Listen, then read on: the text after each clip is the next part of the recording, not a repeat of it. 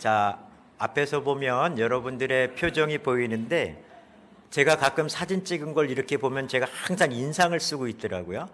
앞에서 보니까 몇몇 분들은 웃으면서 인사를 나누는데 이분 사랑합니다, 축복합니다 그런데 얼굴 표정은 완전히 굳고 하시는 분이 있어요.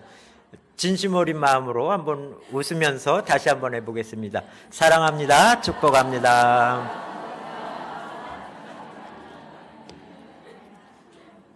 자, 그리고 우리 예배를 드릴 때에 항상 수고하시는 분들이 있습니다. 지금 예배 드리는 시간에 어린 자녀들을 양육하고 있는 선생님들도 계시고 식당에서 봉사하시는 분들도 계시고 또 우리 예배를 위하여 계속 그 반주를 해주시는 우리 분들 계시는데 얼굴이 안 보이시죠? 자, 우리 앞으로 나오셔 잠깐 서서 인사 좀 하세요. 우리 예배의 구성원인데 자, 잠깐 얼굴만 좀 보여드리세요.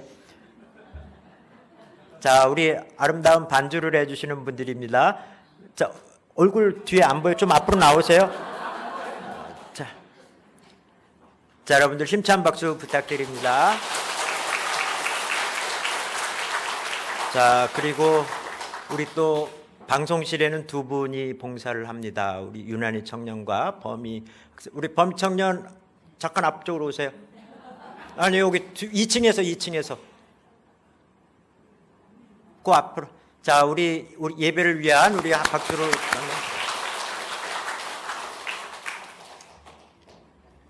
왜 이런 시간을 가졌냐면 오늘 제목이 가치관의 변화라고 하는 제목이기 때문입니다.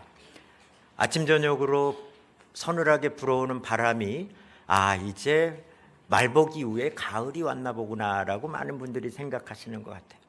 청년부들을 보니까 벌써 그 이틀 잠깐 시원했다고 감기 걸린 사람들까지 생겨났으니 얼마나 우리 사람이 연약한 존재입니까?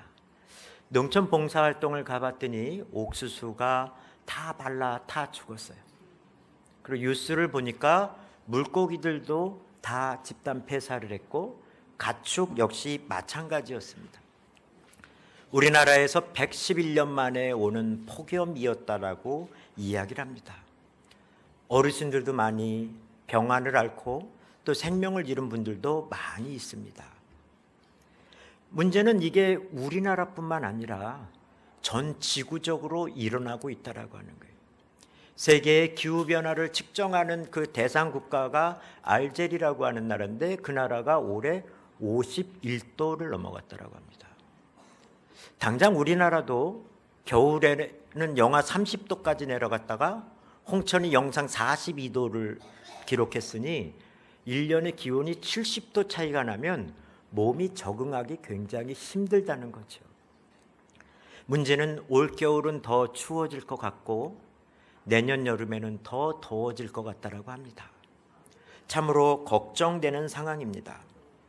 전문가들은 개발이라고 하는 이름으로 우리를 보호해 줄 나무를 베거나 이 자연환경을 황폐화시켰기 때문에 오늘 기후변화가 왔다라고 이야기를 합니다.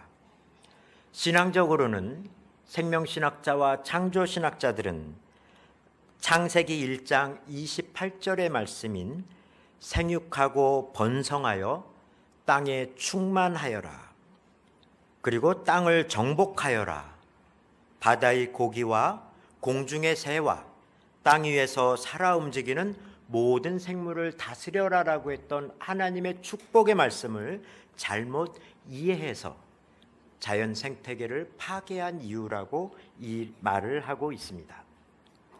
이제 우리 후손들의 미래를 위해서 저 위에 아까 수민이가 있었습니다만 우리 후손들의 미래를 위해서는 어떻게 해야 합니까?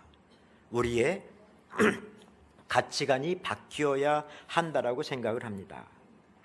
오늘 우리들의 사회를 보면 무더위만큼 참으로 답답하고 어렵기만 한 것이 우리들의 사회의 현실입니다.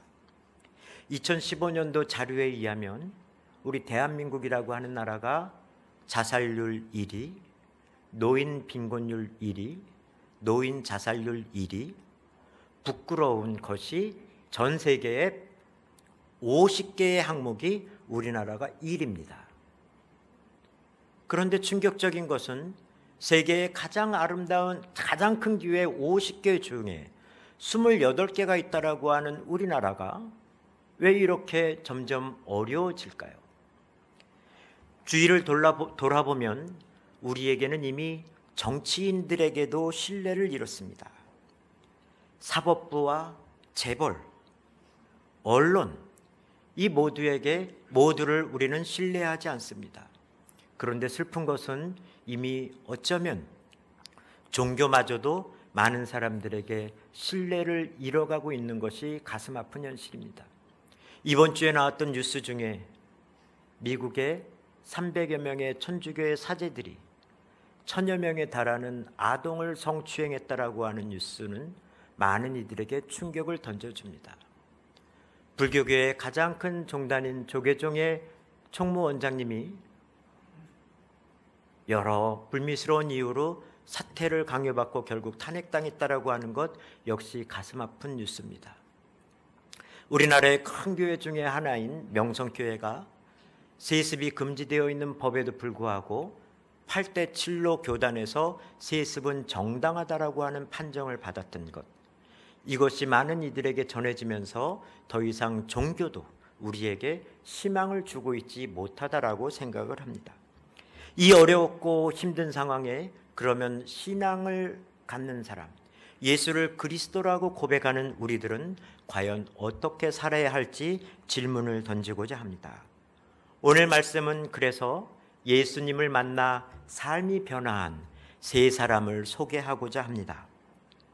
베드로, 바울, 삭개오, 이 세 사람은 예수님을 만나 가치관이 변화했습니다.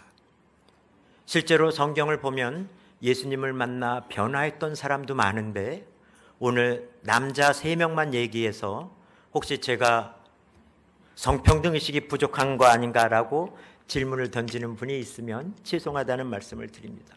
오늘 그러나 저는 이 세 사람의 삶을 통해서 우리의 신앙생활과 되돌아보고자 하는 것입니다. 첫 번째는 예수의 첫째 제자라고 했던 베드로의 삶을 돌아봅니다. 마태, 마가, 누가, 공간복음이라고 하는 세 개의 복음서에 의하면 베드로는 고기를 낚는 어부였습니다. 여러분도 아시는 것처럼 당시의 어부는 권력도 없고 지식도 없고 명예도 없는 직업이었습니다. 물고기를 잡아서 하루하루를 먹고 사는 직업이었습니다.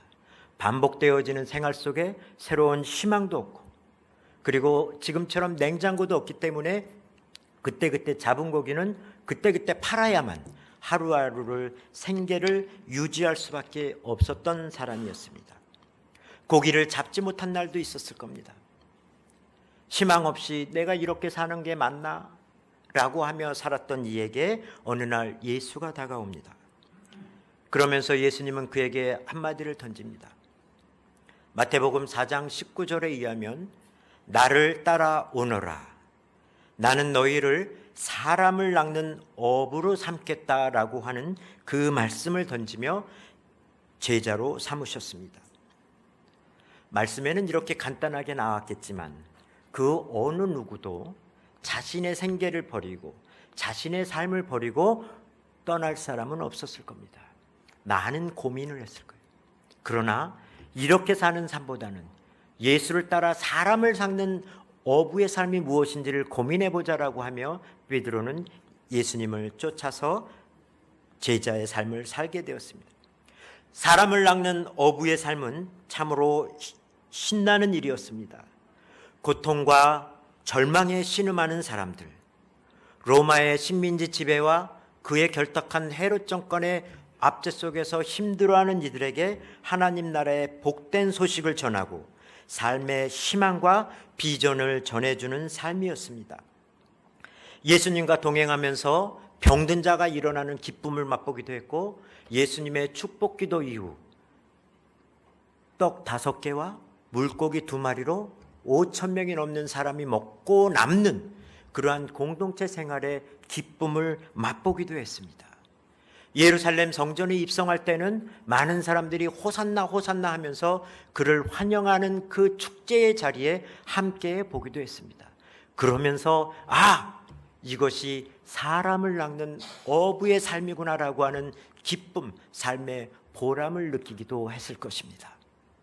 그러나 사람을 낚는 어부의 삶은 그렇게 쉬운 일만은 아닙니다.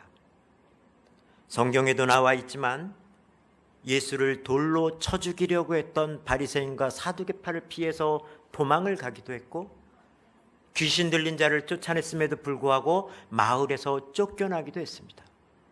감옥에 가는 위협 속에 살아가기도 했고, 심지어 베드로는 가장 중요했던 순간 너 예수와 함께 다니는 사람이지라고 했던 그 질문에 나는 예수를 모른다고 3번 부인하는 삶을 살기도 했습니다. 어쩌면 이는 우리 모두 삶의 모습인 것 같습니다. 신앙생활을 하면서 그래, 내가 하루하루 먹고 살기보다는 사람을 낚는 어부의 삶을 살아야지 하는 결심을 하지만 우리들의 삶은 아직도 이 사회 현실에 있기 때문에 고기를 낚는 삶을 살고 있는 모습을 발견하기도 합니다. 학생들에게 일주일을 어떻게 지냈습니까? 라고 물어보면 많은 학생들의 대답이 거의 똑같습니다. 수업 듣고 과제하고 알바하고 과제하고, 그리고 좀 더 시간이 되면 학원 가서 스펙 쌓고, 그러다 지치면 술 한잔하고, 친구들을 만날 시간도 없고 집에 가서 부모님과 대화할 시간도 없다라고 이야기를 합니다. 신앙생활하는 청년들에게도 묻습니다. 한 주간 어떻게 지냈습니까? 아침에 출근해서 퇴근해서 쉬다가 다음날 출근해서 쉬고, 출근하고 퇴근하고 출근하고 퇴근하고 반복되는 생활이라고 이야기를 합니다. 그러다 보니 이들에게 희망이 사라집니다. 하나님 나라를 꿈꾸면서 사람 낚는 어부의 삶을 살고 싶은데 현실은 하루하루 생존을 위협하는, 생존을 염려하는 고기 낚는 어부의 삶을 살고 있기 때문에 힘들어하는 겁니다. 예수님께서 우리들에게 사람을 낚는 어부의 삶을 살겠다라고 하고 우리가 그렇게 결심하기에는 사람을 낚는 어부가 되기 위해서는 많은 인내심이 필요합니다. 도시어부라고 하는 예능 프로를 가끔 보면 그 낚시 도사라고 하는 사람도 한 마리도 못 잡는 것을 보게 됩니다. 물론 큰 고기를 잡는 것도 기쁨이지만 때로는 한 마리를 못 잡는 것도 보면서 전문가도 못 잡는구나라는 생각을 하게 되죠. 심지어 고기도 그러한데 우리가 사람을 낚는다는 것이 얼마나 어렵습니까? 여러분의 자녀에게 신앙을 심어준다라고 하는 것이 얼마나 어렵습니까? 여러분의 가족에게 교회 다니자라고 하는 그 권면의 말씀이 받아들여지는 게 얼마나 어렵습니까? 회사사 직장 동료에게도 이래서 예수 믿어야 한다라고 하지만 그들에게는 말씀의 씨앗이 심겨지질 않습니다. 이만큼 사람을 기다리는 것은 너무 어렵습니다. 오랜 인내의 시간이 필요합니다. 그런데 우리는 많은 이들에게 빨리빨리 결과를 내라고 이야기합니다. 숙제 안 하고 스마트폰만 보는 자녀에게 화가 나니 바로 소리를 지르고, 부부간의 대화와 이해 없이 자기와 다르다라고 이야기를 하고, 그러다 보니 우리는 결실을 맺지 못하는 그러한 삶을 살고 있습니다. 여러분, 베드로가 예수님을 만나 고기를 낚는 하루하루를 급히 살아가던 삶에서 사람을 낚는 어부로 전환하는 삶은 무엇이겠습니까? 하나님 나라에 대한 소망을 품고 먼 미래를 바라보며 한 사람을 낚을 때 오랜 시간 기다려주는 인내의 시간이 필요합니다. 오늘 여러분의 삶 속에서도 인내를 생활화해 주시기를 부탁드립니다. 부모의 기대를 따라오지 못하는 자녀들, 어머니의 아버지의 기도를 따라오지 못하는 자녀들을 기다려 주시기 바랍니다. 그리고 자신을 이해하지 못하는 부모에 대한 그런 아쉬운 마음 인내하고 기다려 주시기를 바랍니다. 그러면서 그 소망을 품고 사는 여러분의 삶이 되시길 바랍니다. 우리가 하루하루를 살기 위해 주위 사람들을 다 경쟁자요 적으로 상대하며 내 마음을 황폐화하기보다는 우리 모두가 사람을 낚는 어부의 삶이라고 하는, 그래서 더불어 사는 공동체의 일원이라고 하는 마음을 가지고 지금의 고통을 인내하고 참아주시기를 부탁드립니다. 두 번째는 사도 바울의 모습입니다. 그리스도교의 탁월한 지도자였던 바울은 로마 시민권을 가진 유대인이었습니다. 또한 그의 스승은 당시의 최고의 학자인 가말리엘이었습니다. 배운 것도 없는 베드로에 비하면 바울은 로마의 시민권, 유대인, 좋은 선생의 제자, 장점이라고 하는 것은 다 가지고 있는 사람이었습니다. 그리고 그는 유대인 공동체에서는 사울이라고 하는 이름을 썼고요. 그리스어로 표현한 것이 바울입니다. 이는 바리새파였기 때문에 모세의 율법을 중요시 여겼고 하나님과의 예배를 중요시 여겼습니다. 그런데 이에게 새로운 사람이 나타났어요. 율법을 완성케 하러 왔다라고 하면서 모세의 율법을 무시하기도 하고, 또 제자들 중에는 죽은 자가 사흘 만에 부활했다라고 하는 그 이야기는 율법적으로 도저히 받아들일 수 없었습니다. 그러다 보니까 바울의 삶은 어땠습니까? 예수를 믿는 사람들을 박해했던 사람이었습니다. 신앙생활하는 사람들을 잡아서 재판정에 넘기고 때로는 실제로 죽이는 과정에 함께하게 됐던 사람이 바울의 모습이었습니다. 그 이유는 무엇입니까? 나는 좋은 선생에게 배웠다. 나는 유대인이다. 나는 로마 시민권을 가졌다라고 하는 자기 자신에 대한 자부심으로 충만했던 사람입니다. 이러한 사람이 어느 날 예수님을 믿는 남자와 여자를 잡으러 예루살렘을 가기 위해서 다마스코 도성으로 가는 도중에 하늘에서 음성이 들립니다. 사울아, 사울아, 내가 왜 나를 핍박하느냐? 나는 내가 핍박하는 예수다 라고 하는 음성을 듣고 바울은 충격에 휩싸입니다. 바울은 아무것도 볼 수가 없었고 사흘 동안 아무것도 먹지 못했습니다. 충격에 쌓였던 바울이 아나니아라고 하는 선지자를 만나고 그에게 안수를 받고 나서 시력을 회복하였습니다.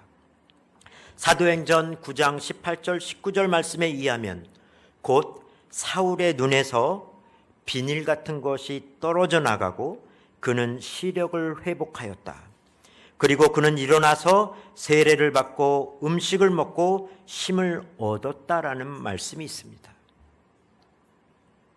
예수의 음성을 듣기 전에는 내가 잘났기 때문에 나와 다른 생각을 가진 사람들, 특히 예수라는 이상한 사람을 쫓는 무리들은 이단이요 율법을 무시하는 자들이기 때문에 저들은 율법에 의해서 재판을 받아야 된다라고 생각했던 바울이 예수님의 음성을 듣고서 사흘 동안 아무것도 먹지 못하고 보지도 못하며 충격에 쌓여있던 그 시간, 아나니아라고 하는 선지자를 통해서 안수기도를 받고 나니 새로운 세상이 보였습니다.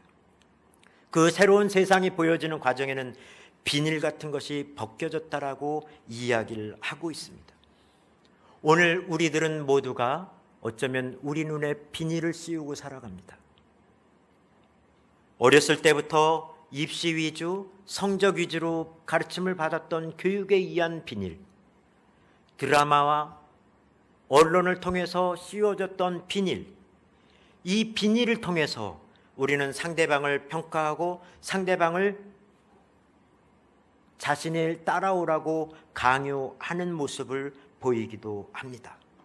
오늘 우리들의 사회는 좋은 대학을 나오지 못하면, 좋은 직장을 잡지 못하면 사회에서 낙오된 자라고 이야기를 합니다. 그러하니 그곳에서 살기 위해서 열심히 생활하지만 점점 하나하나 포기해서 지금 청년들은 7포 세대를 넘어 M포 세대라고 이야기를 하고 있습니다. 우리들의 모습은 어떻습니까? 여러분의 가정은 어떻습니까? 우리 신앙생활은 어떻습니까? 여러분만의 비닐을 쓰여서 왜 공부 안 하냐라고 자녀들에게 이야기하고, 엄마 아빠가 너에게 물려줄 것이 없으니 너라도 공부를 많이 해야 한다라고 성적만이 최상이라고 혹시 나의 비닐을 강요하고 있지 않습니까? 며느리에게, 아들에게 본인의 비닐을 더 씌우려고 하지 않습니까? 우리 젊은 사람들도 마찬가지입니다. 그건 다 옛날 얘기예요. 지금이 때가 어느 때인데 어머님 그건 모르시는 얘기예요. 아버지 이건 모르는 얘기예요 라고 하며 자신의 비닐이 많다라고 하며 부모를 무시하고 그 가운데 자녀들은 또 자신의 생각을 강요하는 삶의 모습. 어쩌면 우리 모두가 이렇게 비닐을 씌우고 살아가고 있는지 모릅니다. 오늘 기독교인은 내가 나만이 옳다라고 하는 그 생각을 모두 벗어버려야 할 줄로 믿습니다. 아나니아의 기도로 비닐이 벗겨졌던 바울의 모습처럼 오늘 우리는 세상을 살아가면서 사회의 변화와 그리고 우리가 살아가는 삶 속에서 우리의 비닐을 벗기고 하나님의 뜻이 무엇인지 주님의 뜻이 무엇인지를 분별해야 할 줄로 믿습니다. 제가 2시 예배를 드렸던 분들은 알고 계시겠습니다만 아버님은 9남매 중에 막내셨어요. 어머님은 5남매 중에 큰딸이셨어요.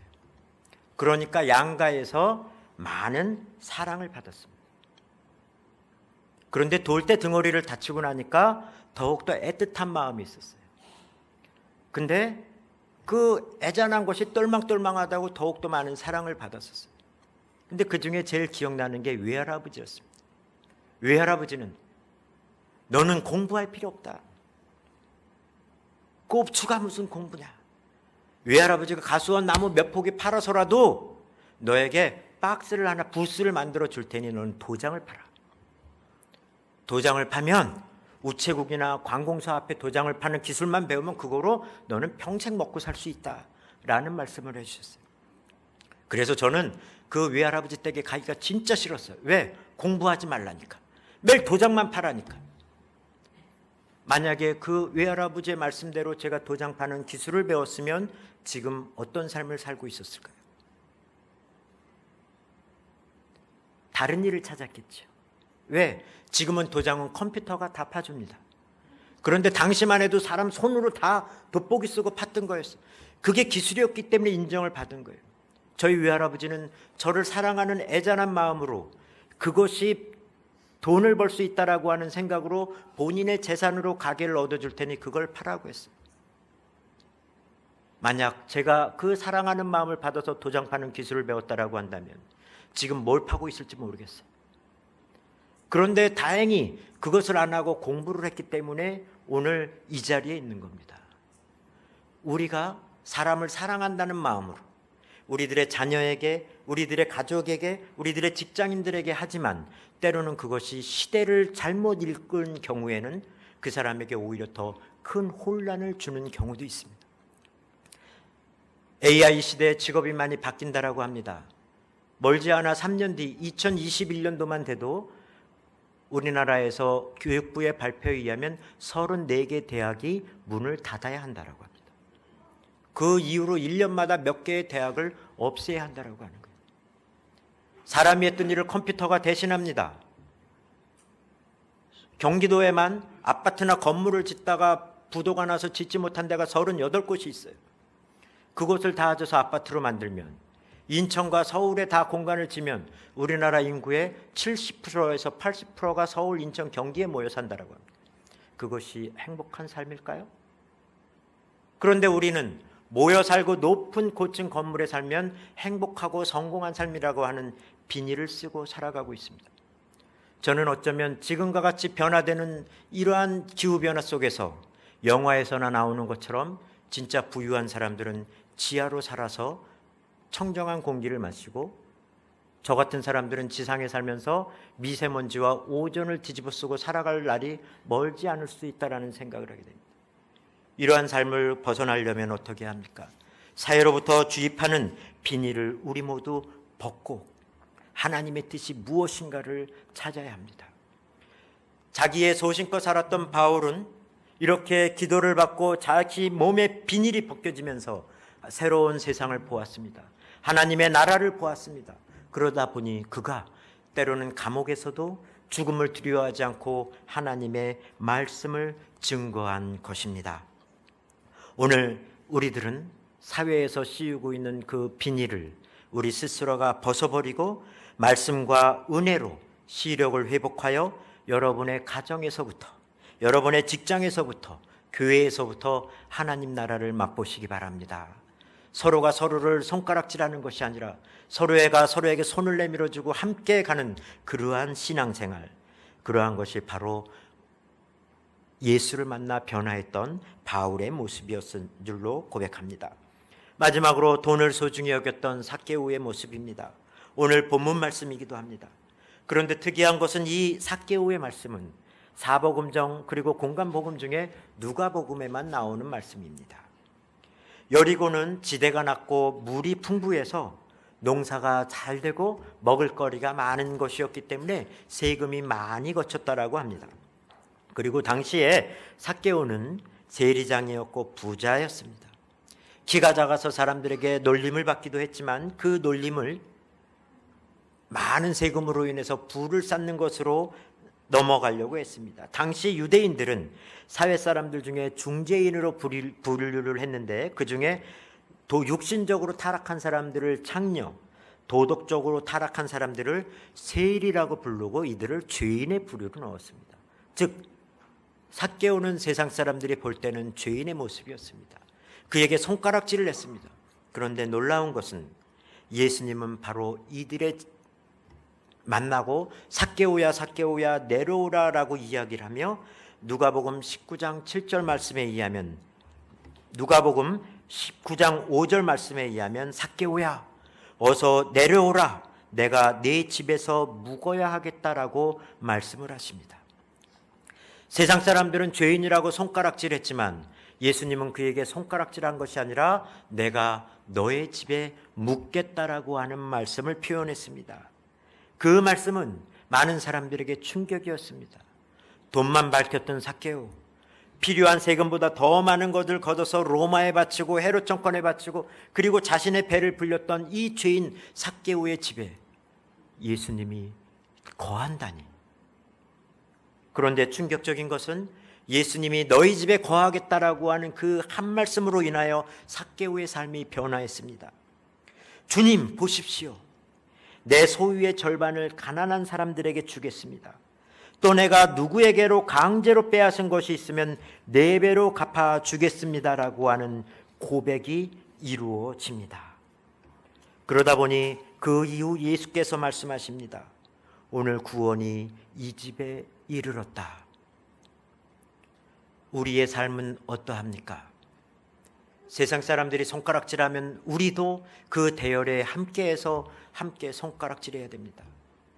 손가락질하지 않으면 다른 사람들이 나를 손가락질할까 봐 우리는 시류에 맞춰서 함께 손가락질하고 사회의 아픈 모습을 사회를 쫓아다니며 모르는 채 하고 있습니다. 그러나 예수님은 사회로부터 손가락질 받는 그 죄인의 집에 거하러 들어갑니다. 오늘 우리들 주위에는 영적으로 육적으로 죄인이 많이 있어요. 상처받은 이들이 많이 있습니다. 우리는 그들에게 손가락질을 해서는 안 됩니다. 예수님의 모습처럼 그들을 찾아가서 그들의 아픔을 듣고 그들의 손을 내밀어서 그들의 눈물을 함께 눈물 흘려주는 그러한 삶의 모습이 신앙인의 모습인 겁니다. 그런데 오늘 우리들의 사회가 힘들다 보니 교인들조차도 돈을 우선시 여깁니다. 대학생들의 장래 희망이 1위는 공무원, 2위는 건물주라고 합니다. 공무원은 본인이 열심히 노력하면 공무원이 될 수 있지만 건물주는 아버지와 어머니, 즉 부모나 조부모가 건물이 없으면 건물주가 되기는 참으로 어려운데도 이들은 하루하루 먹고 살기 위해서 안정적인 직업을 떠올리기도 합니다. 그들이 무엇을 좋아하는지, 무엇을 할 때 행복한지 우리 사회는 알려주지 않습니다. 오로지 성적 순대로 나열해서 대학, 직장을 다 소개하기도 합니다. 그러다 보니 행복하지 않습니다. 사람을 볼 때도 옷을 먼저 보고 차를 보게 되고 집의 평수가 몇 평인가 보게 되고 그리고 월급이 얼마인지를 보게 됩니다.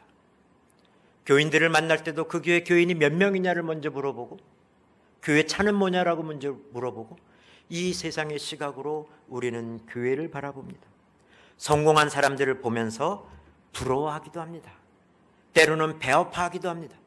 그러나 여러분, 우리들의 사회에 돈 많은 사람들 중에 그렇게 행복하지 않은 사람도 많다라고 하는 것을 우리는 언론을 통해서 이미 알고 있습니다.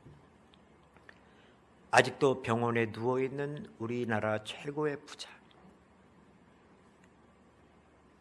물 한 잔 끼얹었는데 그것으로 인해서 전 가족이 재판정에 나갔던 항공사, 하나하나 더 말씀드리기엔 부끄러울 정도로 돈을 많이 가진 사람들은 우리가 상상하지 못하는 고통과 그들만의 권력 밥그릇 싸움이 있습니다. 그들 역시 행복한 모습이 아닙니다. 삭개오도 돈이 많으면 행복할 줄 알았어요. 세상 사람들이 손가락질해도 내가 돈이 많으면 행복할 줄 알았습니다. 그런데 돈은 많은데 자신은 외로웠어요. 공허했어요. 그 누구도 자기를 만나주지 않았어요. 그런데 예수는 삭개오야, 내려와라. 오늘 내가 너희 집에 거하겠다라고 하는 그 한 말씀, 그 한 말씀이 그동안 외롭고 힘들었던, 그리고 강팍한 마음을 가지고 돈을 중심으로 살았던 삭개오의 삶을 변화시킵니다. 선생님, 제 아픔을 알아주시니 제가 이제 제 삶을 바꿔보고자 합니다. 내 재산의 절반을 뚝 띄어서 사람들에게 나눠주고요, 혹시 제가 강제로 뺏은 것이 있다면 4배로 갚아주겠습니다. 삭개오의 삶이 변했습니다. 강제로 뺏은 게 없었을까요? 세리로 살면서? 아니죠. 더 많이 뺏은 거 많았을 거예요. 근데 4배로 갚아주겠다는 뜻이 무엇이었겠습니까? 단지 재물만이 아니라 그동안 끼쳤던 마음의 상처까지도 보상하겠다라고 하는 마음이 있을 수도 있습니다. 이 말씀을 보면서 우리는 어떠한 삶을 살아야 합니까?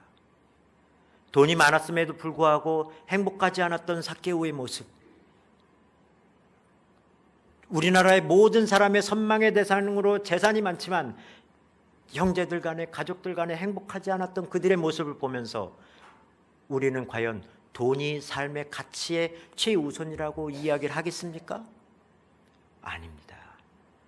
진정한 모습은 예수가 우리 가정에 임하면 우리 삶의 가치관이 변화하는 겁니다.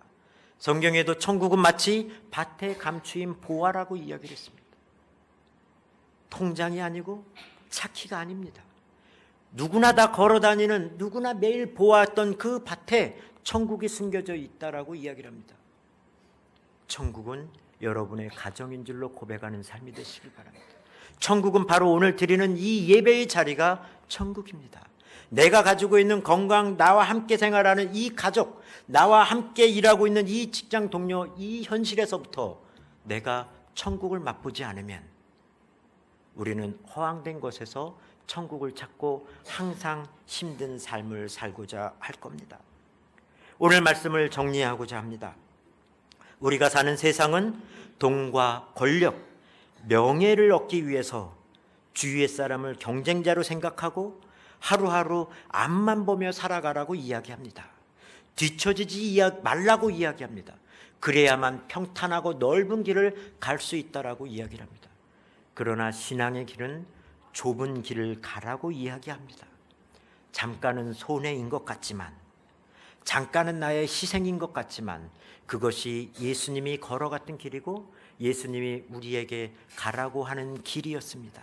사람을 낚는 어부의 삶은 나의 비닐을 벗겨내야 하고 그 비닐이 벗겨나는 과정에 많은 고통이 있을 수 있지만 그 비닐을 벗긴 이후에 세상을 바라보니 돈이, 권력이, 명예가 우리를 행복하게 하는 것이 아니라 바로 내 옆에 있는 가족과 내 친구들과 내 이웃이 우리를 행복하게 하는 구성원이라고 하는 그러한 경험들을 하시고 하나님 나라에 대한 소망을 품고 여러분의 가정에서 하나님의 기쁨을 체험하는 삶을 경험하는 여러분이 되시기를 바랍니다.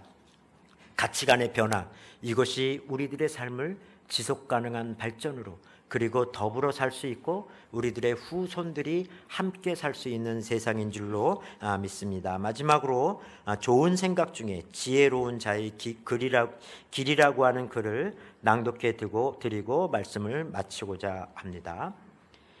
길을 떠나기 위해서 존재하는 것이 아니라 돌아오기 위해서 존재하는 것이다. 인간이 길을 만들기 이전에는 모든 공간이 길이었다. 인간은 길을 만들고 자신들이 만든 길에 길들여져 있다. 그래서 이제는 자신들이 만든 길이 아니면 길이 아니라고 생각한다. 하나의 인간은 하나의 길이다. 하나의 사물도 하나의 길이다. 선사들은 묻는다. 어디로 가십니까? 어디서 오십니까? 그러나 대답할 수 있는 자들은 흔치 않다. 때로 인간은 자신이 실종되어 있다는 사실조차 모르고 길을 간다. 인간은 대개 길을 가면서 동반자가 있기를 소망한다. 어떤 인간은 동반자의 짐을 자신이 짊어지어야만 발걸음이 가벼워지고, 어떤 인간은 자신의 짐을 동반자가 짊어지어야만 발걸음이 가벼워진다. 길을 가는데 가장 불편한 장애물은 바로 자기 자신이라는 장애물이다. 험난한 길을 선택한 인간은 길을 가면서 자신의 욕망을 버리는 일에 즐거움을 느끼고, 평탄한 길을 선택한 인간은 길을 가면서 자신의 욕망을 채우는 일에 즐거움을 느낀다. 전자는 갈수록 마음이 너그러워지고 후자는 갈수록 마음이 옹졸해진다. 지혜로운 자의 길은 마음 안에 있고 어리석은 자의 길은 마음 밖에 있다. 아무리 길이 많아도 종착지는 하나다. 다 같이